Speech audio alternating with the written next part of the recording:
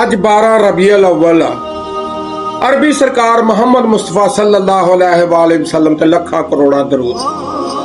पाकिस्तान ला इलाहा इल्लल्लाह दी बुनियाद दे उत्ते बनिया सीगा, मगर इत्थों दे मुंतखब होने वाले हुक्मरानां ने कदी पाकिस्तान नूं कहा लंदन बना देंगे, किसी ने कहा इहनूं जर्मन बना देंगे, किसी ने कहा पैरिस बना देंगे, किसी ने कहा फ्रांस बना देंगे।